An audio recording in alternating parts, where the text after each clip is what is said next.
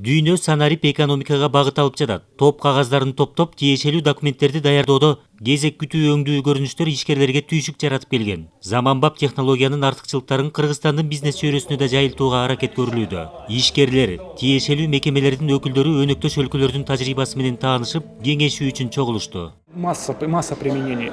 Да, мы узнаем своего клиента. Биз даярдаган санарип система дүйнөдө алдыңкы сапка чыкты. Анын жардамы менен кардардын ишкана менен байланышкан тарыхын, аны мурда эмне кызыктырганын, таңгактоого байланыштуу таржымалын баарын билсе болот. Дал ушул өзүбүздүн продуктту ишкерлерге сунуштап жатабыз. Жумушту кыйла жеңилдетет. Бирок жөнөкөй экенине карабай жаңы технологияны өздөштүргүсү келбей, эски ыкмага ыктагандар да көп болуп жатат.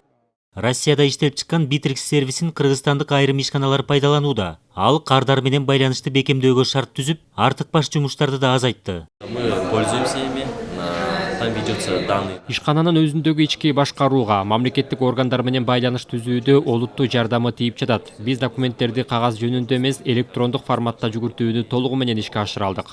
Чет өлкөлөрдүн гана эмес, жергиликтүү IT адистери иштеп чыккан санарип баалуулуктары да кеңири колдонула баштады. Мамлекеттик органдардын өз ара маалымат алмашуусун камсыздаган түндүк тутумуна баардык органдар, тагыраак айтканда 60 мекеме кошулган. Анын артыкчылыктарын эми ишкер чөйрөсү да пайдалана баштады. Азырынча 30 компания тутумга туташкан.